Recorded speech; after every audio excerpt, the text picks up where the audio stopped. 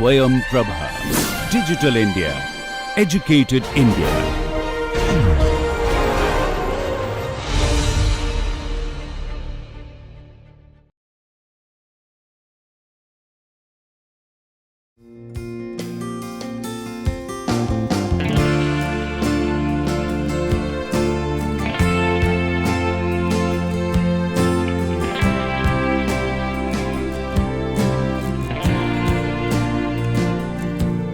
So, in the last lecture we showed that the liquid phase Reynolds number can almost be as large as the gas phase Reynolds number, right. So, the way of stating this is that what will be the nature of the liquid phase boundary layer. Remember that region 3 that we mentioned within the droplet. Another number that is of practical relevance is the Peckley number. Peckley number is what? U liquid into D by alpha. This D can be the droplet diameter, it can be the radius of the droplet also. This Peckley number is normally much greater than 1. Okay. In fact, this is of the order of 1000 actually, the liquid Peckley number. Okay. And the Prandtl number of the normal liquids are of the order 10 usually, they are not of the order 1.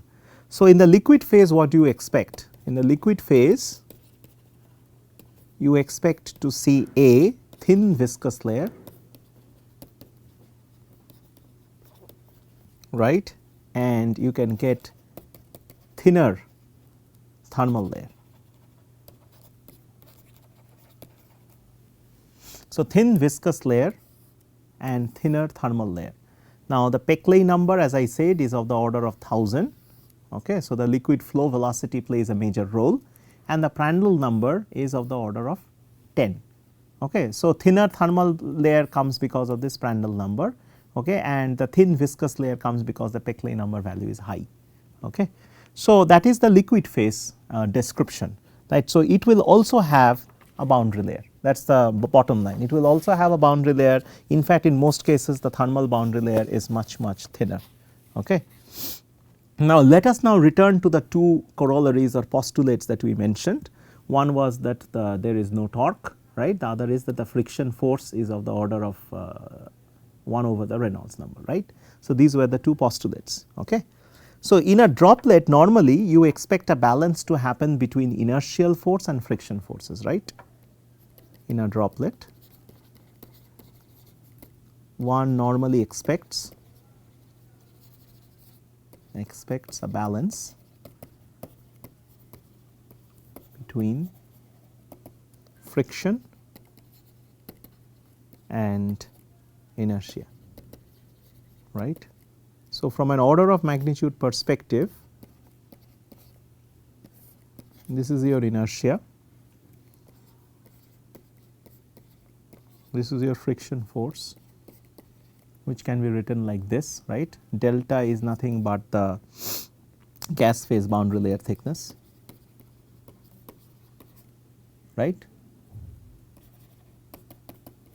And if you have done your fluid mechanics course, you will find that delta is always scales as R and Reynolds number to the power of half, right. This is from the boundary layer scaling. If you recall, this comes from delta by R scales as Reynolds number to the power of half. If you have done your flat plate boundary layer, you will see that that is the expression that we normally use, right. Okay. So, using that, what you will see here is rho u square scales as tau R by delta, that is tau Reynolds number to the power of half, right. Okay. That is what we are going to get. So, basically it is a combination of inertia and the corresponding the balance between inertia and friction, right. Now, when there is a, as I said, that this asymmetry normally happens due to some fluctuation, right. So, let us go to the next page and write, when there is a fluctuation,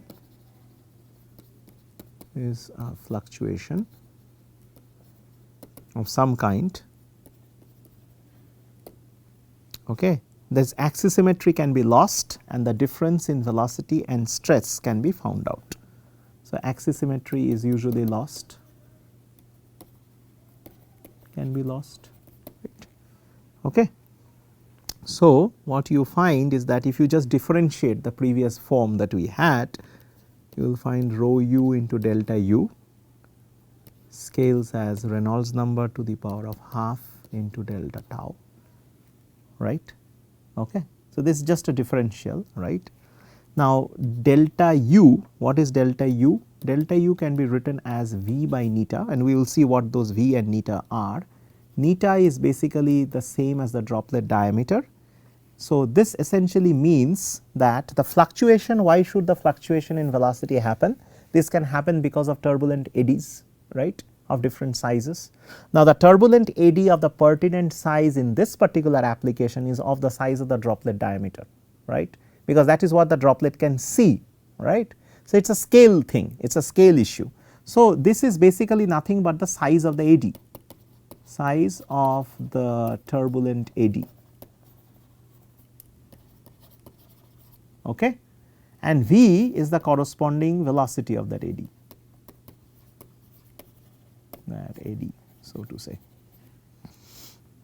Okay. So, that is the fluctuating eddy. Okay. This is normally this assumes that this eddy lies in the Kolmogorov scale. We are not going to go into deep what Kolmogorov scale is as of now. Okay. So, this is the scale, this is the smallest scale in the turbulence spectrum. Okay. So, in the Kolmogorov scale, okay, this eddy size is the same as the droplet size, and the velocity of that eddy is given by that V. Okay, and that is the expression that we have. Now, the friction force, what can we write about friction force? Friction force scales as tau into r square, right, is not that so? It is the torque into the corresponding r square. So, the change in the friction force is basically given by r square into delta tau. Once again, it is a simple differential, right. So, the torque on the droplet, what will be the torque value on the droplet? The torque value on the droplet is basically r into this delta f, right, the change in friction, that is basically given as r cube into delta tau just by substituting the expression for friction, right. Now, already this delta tau expression is linked here as we know, right. So, this tau is therefore given as rho u square or rho uv, whatever you call it, Reynolds number to the power of half into r square. Okay. Got it? Okay. So, now the moment of inertia, that is the torque, right, moment of inertia of a droplet is given as I is rho L into r to the power of 5. Okay. So, the angular acceleration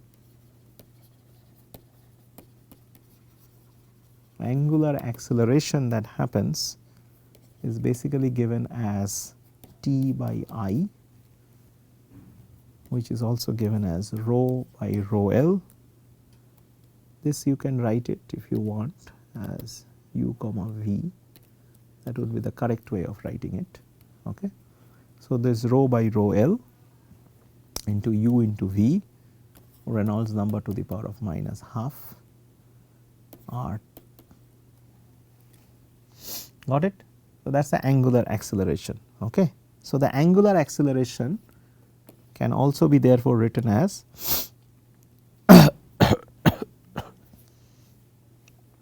rho by rho L divided by Reynolds number to the power of minus 3 by 2 into 1 by some t residence time square. Now, this t residence time is nothing but the time required by a gas parcel to pass the droplet. Okay. And this residence time, as you can rightly guess, it can be given as r by u, r being the relevant non-dimensional, r being the relevant diameter, right. So, with u, that is the traversing time that the thing actually takes. Okay. So, the tau residence time is this. So, the angular acceleration that is created is basically equal to 1 over the tau residence time. Okay. Now, this omega, the angular acceleration, is roughly constant,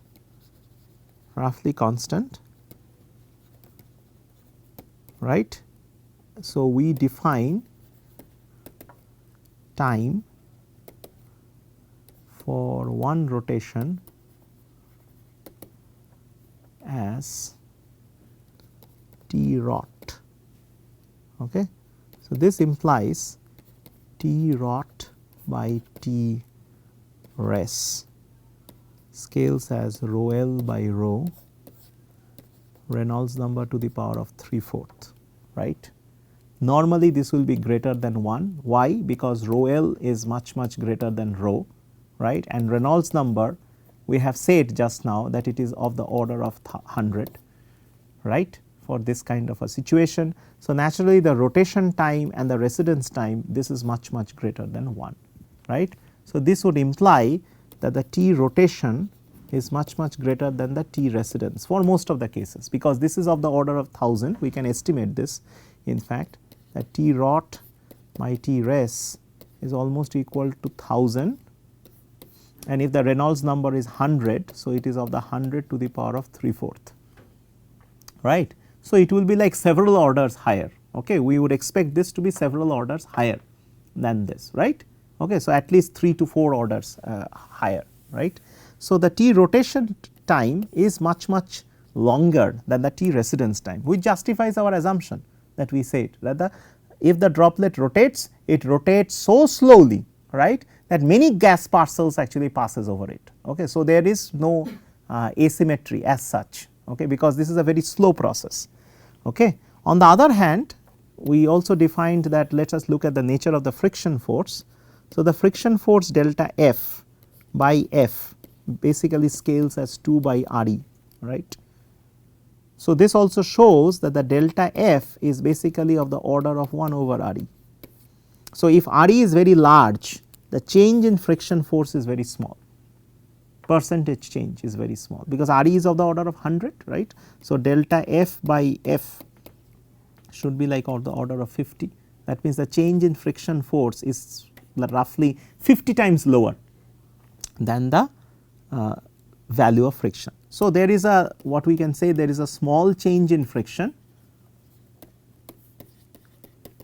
right, and long rotation time. So, we have proved through our scaling argument that that is true. So, the rotation or asymmetric circulation is not significant for droplets with large Reynolds number values. Okay. So, whatever we portrayed in that PPT, where we showed that what are the regimes within the droplet, that is still valid. We can take it to be axisymmetric, nice and axisymmetric. Okay. So, that would be the first thing, okay, and there is no rotational effect.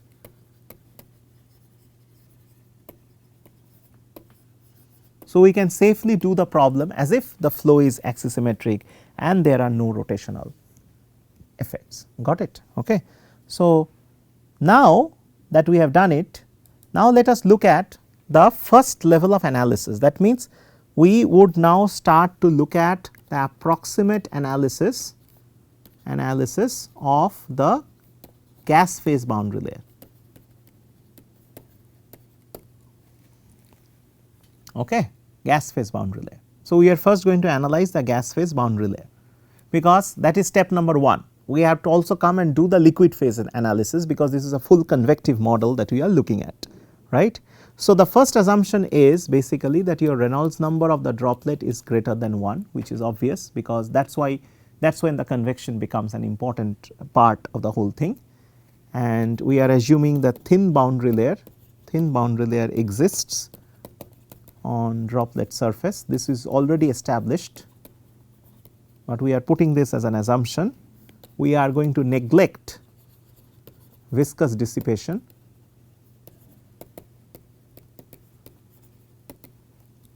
and we are going to assume Prandtl number equal to Schmidt number is equal to 1.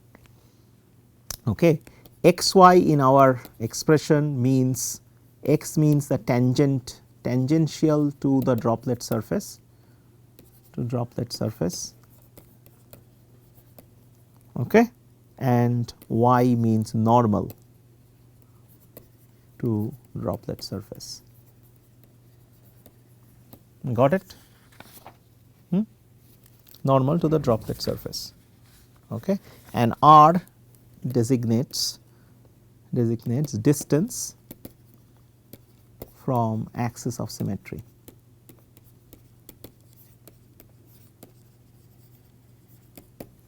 Okay. So, r equal to capital R basically means the droplet surface. Okay. So, these are the, for the approximate analysis of the gas phase boundary layer, these are the few assumptions, not assumptions per se, okay, or are very valid. Okay. So, based on this we can start working on the problem, and here what we will do is that we will take abundant use of the existing literature that is available on gas phase boundary layers, say over flat plate. Say for example, a droplet can be now analyzed like a flat plate boundary layer or like a stagnation flow. Stagnation flow is like this, as you know, right, that is called the Hyman's flow, and there is the flat plate boundary layer. So, combining these two, and also if you know the Faulkner scan type of solutions, that means any angle, if you have a surface inclined at any particular angle, there is a class of solutions that are available which are called the Faulkner scan. Okay. So, that looks like a Blasius solution, but it is applicable for any level of inclination. Blasius solution is only available for a flat plate, right, with 0 pressure gradient, right. In the case of Hyman's flow it is different, and this Faulkner scan basically includes these two as two special cases. Okay. So, Faulkner scan is applicable for any wedge, right, whatever the magnitude of that wedge is, right. So, when the wedge becomes 90 degree, it becomes basically what we call a Hyman's or a stagnation flow. When it becomes 0, it becomes like a flat plate boundary layer, right. So, a droplet basically what we are trying to say over here, it can be actually resolved, you know, in pieces, and locally it can be made to approach a situation like this. One way it can be like a flat plate, one way it can be like a stagnation point, and in between the curvature changes, right. So, it is almost like these wedges.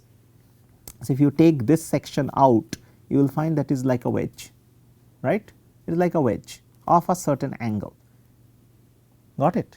So, we can use locally Faulkner scan class of solutions to solve the boundary layer, right, because it is a droplet with pieces, right, in pieces in locally, right, it behaves like a Faulkner scan class of solutions, okay, and there are extremes like this and this where it behaves like a normal flat plate boundary layer or like a stagnation flow solution, okay. So, let us write the equations which will be useful.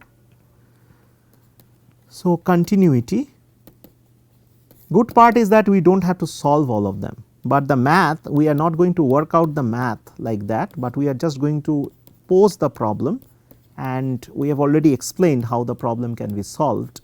So, it requires that Faulkner scan type of solution. So, that is the continuity equation, x momentum equation, and you will find a lot of similarity with your flat plate boundary layer. We will say what UE is, just hold on for a second till we establish these equations.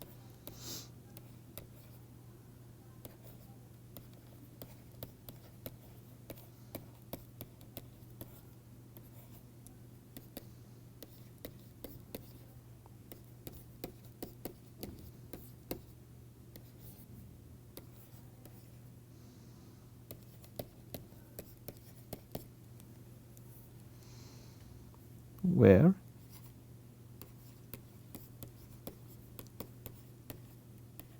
do you recall that this is the, this comes from the Euler's equation in outside the boundary layer, right. So, UE is basically nothing but the potential flow.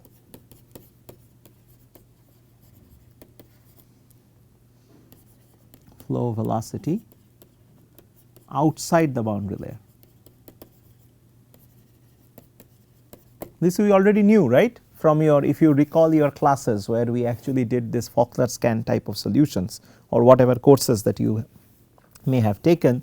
This is the solution, this is basically comes from the Euler's equation, which basically relates the pressure gradient with the velocity, right. This is Euler's equation. If you look at the x momentum equation carefully, you will find that there are variations of u with respect to x and y. There is an additional term that we are carrying over here, which solely comes because there is a variation of the free stream velocity, or basically variation in the velocity u e, that is the velocity outside the boundary layer with respect to x. There is a spatial variation, right. Once there is a spatial variation, this term has to be included because its origination, this is also true in the case of your Faulkner scan and other things. Okay. So, that is very important. Okay. And what about the y momentum equation? Now, the y momentum equation, the pressure gradients in the y direction is negligible. Gradients in y direction is negligible, right. So, this particular term on the other hand, this term that we have mentioned, okay, this has got a peculiar feature. For example, at the edge of the boundary layer, this term becomes equal to 0, right, because at the edge of the boundary layer it becomes equal to 0. It is also negligible at the droplet surface. At droplet surface, it is negligible. Okay. Why it is negligible at the droplet surface? Because the transverse variation of the dynamic pressure is small at the droplet surface. Transverse variation of the dynamic pressure is small at the droplet surface. So, this term also has got a particular feature, that feature being that it is negligible at the droplet surface, and at the edge of the boundary layer it becomes equal to 0. Okay. That is because these two terms becomes equal to 0 to each other, I mean they become 1, right. So, they become equal to 0. Okay. This term clearly drops out. Okay. So, based on that, so that is the part. So, there are two special cases, of course, as you can see that it is tough to solve it, okay, holistically. So, we will take two cases, two cases needs to be taken. First one is basically the stagnation point flow, where r is equal to x and u e equal to a x. You already know the stagnation flow. If not, just do a very quick recap of Panton or F. M. White's fluid mechanics book. For you can actually read the part on the viscous flow, and there will be flows like stagnation point flow. So, like stagnation point flow is very common. So, one is a stagnation point flow, and you can guess which part is a stagnation point flow. The other one is the shoulder region of the droplet, right. There theta, if you consider theta from the droplet equator, that is at 90 degrees, right. So, theta at 90 degrees, where r is equal to capital R, u e is basically 3 by 2 u infinity. Okay. So, that is the shoulder region, where the pressure gradient in the shoulder region, the pressure gradient is basically equal to 0. Okay. That is exactly like a flat plate. So, the flow locally behaves like a flat plate, and in the flat plate, as you know, u du dx is basically equal to 0, right. That is the flat plate boundary layer, right. Because there is no pressure gradient, there is 0 pressure gradient inside a flat plate boundary layer, right. This you know from your Blasius solution. In fact, that is what the Blasius solution is all about, understood. So, whatever it is, the well known similarity solution, and this we will just use the Blasius form, and you will see that how powerful these things are. The idea is how we can actually take a solution from a very different perspective, you know, and apply it in a very different perspective also, and still get results which are physically very meaningful, insightful results, and that is the beauty of doing fluid mechanics. Okay. So, the similarity solution becomes u e x, and this is f prime neta, where you know that is basically u e into f prime neta, where you know that F neta satisfies Blasius equation. Okay, it satisfies the Blasius equation, and so when you write it, this is basically F triple prime plus F into F double prime is equal to 0. Do you recall the form of this equation? Okay, that is the Blasius flat plate solution, right? Okay, and neta, obviously we have to define what is neta, that is R U E. Do not worry about that sign that I have mentioned here, that is basically the dummy variable.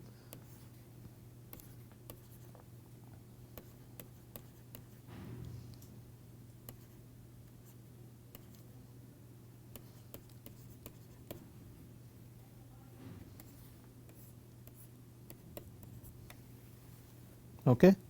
So, that is how neta is actually defined, right.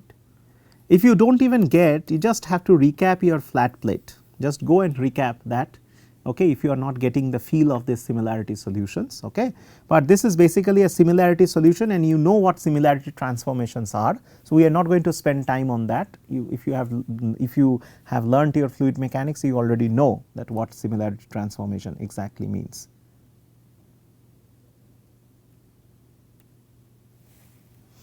Okay. So, the vaporization rate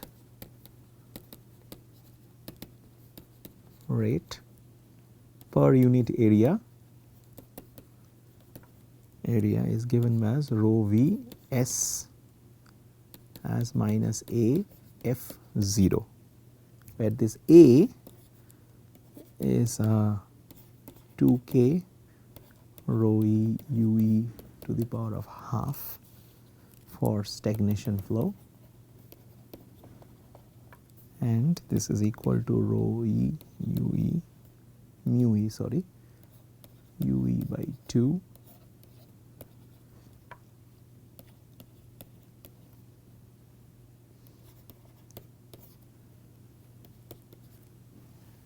okay, for the shoulder region.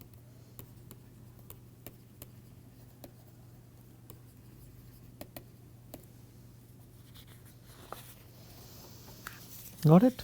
Okay. That is the vaporization rate. Now, the boundary conditions, of course, if you look at the nature of this equation F double prime F double prime equal to 0, how many boundary conditions it needs? It requires 3, right, because it is a triple derivative that we are talking about.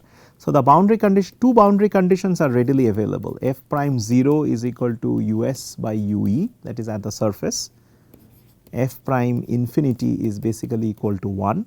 This is basically the free stream. These are applied at the 2 boundary layer interfaces, right, and this basically comes from the continuity of tangential velocity at the droplet surface, of tangential velocity at droplet interface.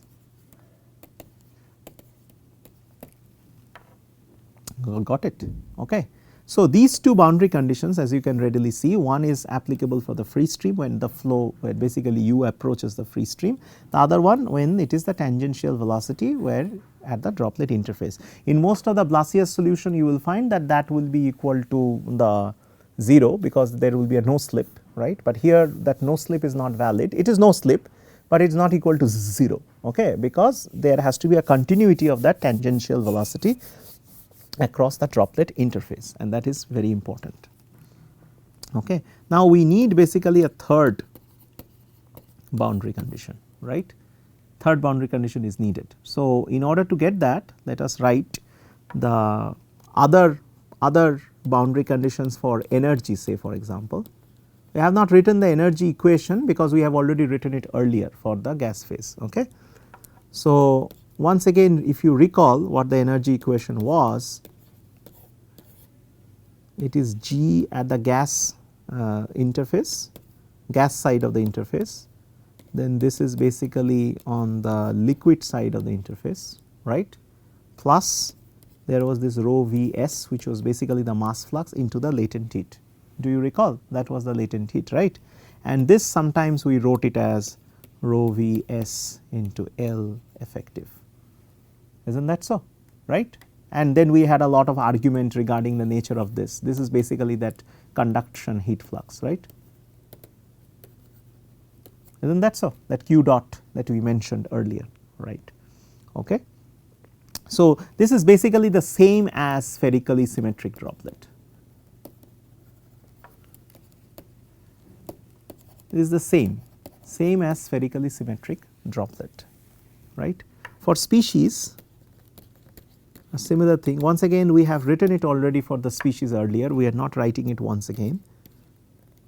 Rho Vs YFS minus rho D YF.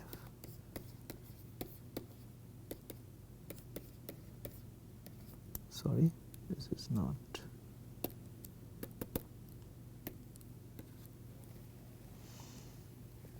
Okay, and then we have the definition of B is equal to H infinity minus Hs by L effective, right. Okay. So, using all these things, and we are not going to show how because it is very complicated and you also do not have to do it. Okay. Using all these cases, we can now devise the third boundary condition that is needed, and the third boundary condition is basically a little bit complicated to look at. Do not bother about the math because that is not important over here. Okay.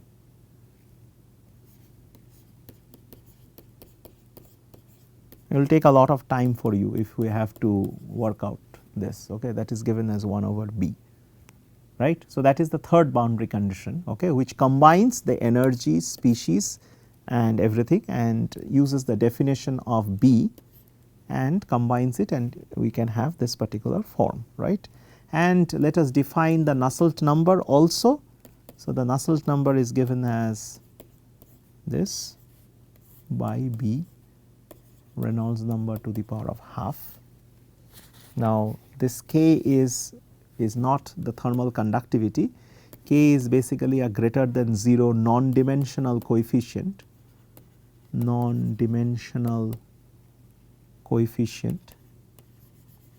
The order is unity of the order 1, okay, and it is determined when the heat flux is averaged across the droplet surface.